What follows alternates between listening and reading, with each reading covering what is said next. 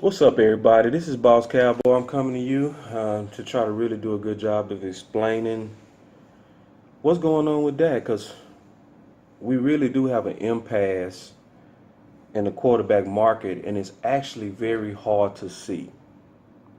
So I do a lunchtime report as well as an end-of-day report with West Coast, and we explain some of this stuff. So we're going to really try to break this down real quick and brief. So yes, we are currently at an impasse. It's hard to see unless you look at Dak's comparables with previous quarterbacks. And how do you compare previous quarterback contracts when the cap goes up every year? And the way that you do that is you take the percentage of the cap at signing and you multiply that by today's total cap number, which is 188 million. And what that does is it basically tells you what those quarterbacks will be receiving today.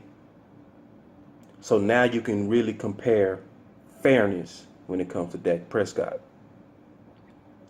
So without getting into all the details and just kind of boring you with a whole bunch of numbers, the biggest thing that you have to look at and see from this chart is the incremental small increases every contract with every franchise quarterback. The people that spiked the market exponentially was Aaron Rodgers, and then following that was Russell Wilson. The scary thing is this: once a market is inflated, the quarterbacks to come have precedent of breaking the previous yearly average. So what does that mean? There's pressure right now from Dak's agent to try to give him a contract that's going to be around $35.5 million. That is the impasse. Stephen Jones has the challenge of saying Dak's agent, whoever, that yes, 18.9% is the new market, or 18.6% is Russell Wilson's percentage of the cap. That is the new market amount on a percentage of cap. But that is way outside of the franchise norms, because the franchise norms are around 15 to 16%. 16% will put Dak's contract around 30 million right now. And you have to ask yourself a question. If you're Dak, how do you look yourself in the face and know you was 1-0 with Derek Carr, 2-0 with Matthew Stafford? You never played Jimmy Garoppolo, but he only started 6 games with San Fran and broke a contract record. You 1-0 with Drew Brees, 4-0 versus Cousins. How would you be Dak and let somebody tell you that you only going to get around 25 to 27 million? There is no way he could respect himself. No way. And take an amount less than 30 million.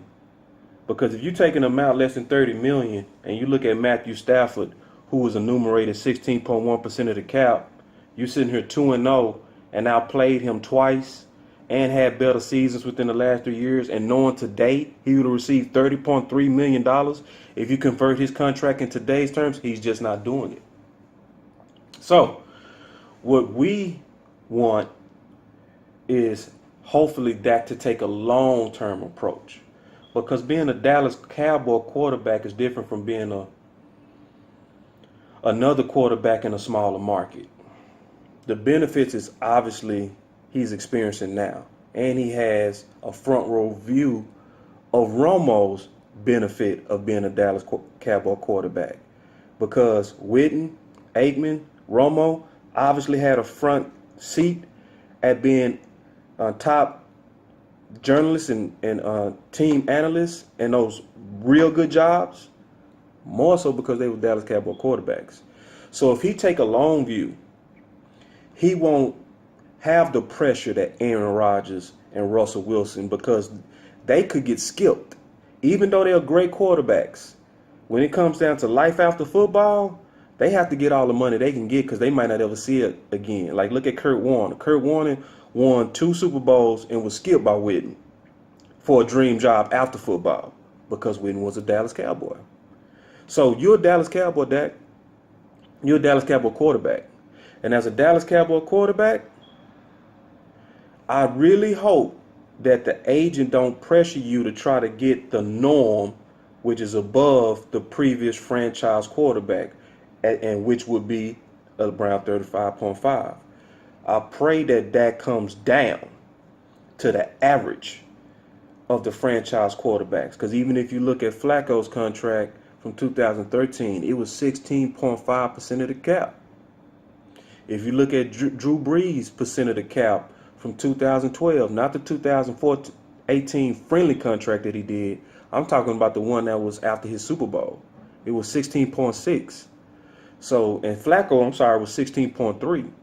So, pretty much when you look at franchise quarterbacks and percentages of caps, you're always looking at 15 to 16%.